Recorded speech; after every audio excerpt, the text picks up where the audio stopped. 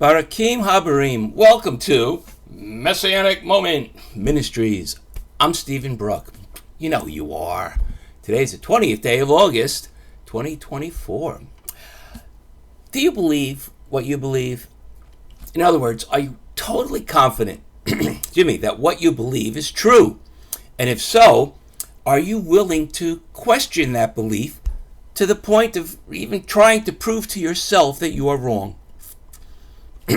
Hey, let's do some administrative stuff. Get it out of the way. If you haven't already done so, please subscribe both here to the YouTube channel and my website, messianicmoment.com. There's a little big red subscribe button there. Like my Facebook page. And by the way, when you're on Facebook, like we never get off Facebook, look for a Messianic Moment page. Give it a like.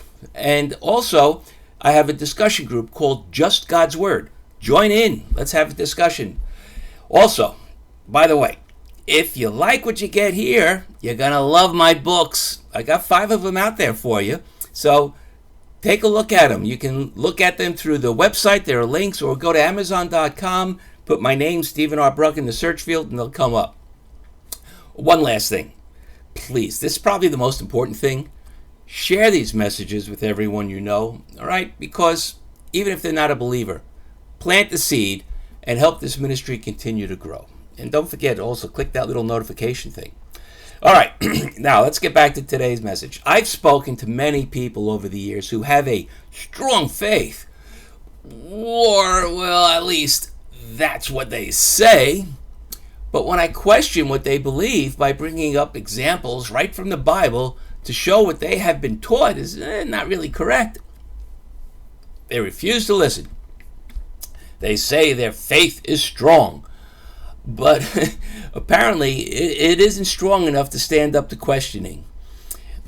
If you believe something is true and biblically validated, then you should be able to argue for that belief and not be afraid to have it challenged.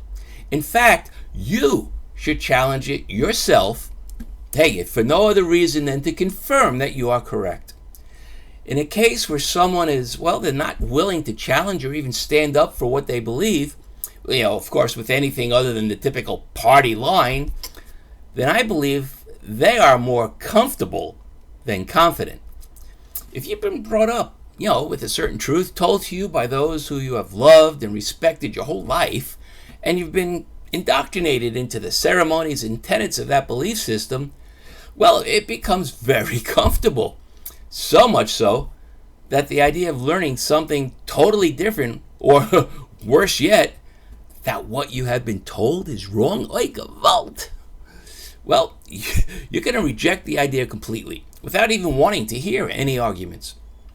So when you run into someone who strongly believes something is true that you strongly believe is not true, first challenge yourself to make sure what you think it is what it is.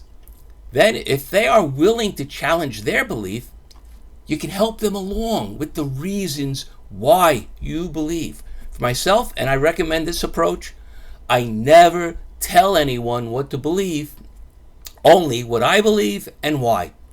If it makes sense to them, then we're in agreement, and maybe, just maybe, I have helped someone to get closer to God and His Messiah. And you know what? There have been times in the past when it has helped me to realize where I was wrong. Don't let that get out.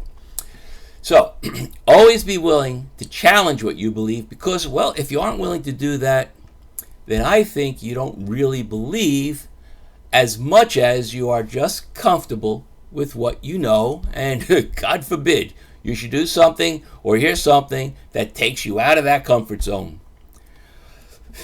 Being in your comfort zone, it'll always feel good. But the real definition of a comfort zone is stagnation. People who are in a spiritually static condition will never be able to get closer to God or be better in God's eyes. So, unless you're certain that you are perfect in God's eyes, you might want to consider getting out of that easy chair called religion and making sure that what you believe is biblically correct. And that's it for today. Thank you as always for being here, and please remember, subscribe, and share these messages.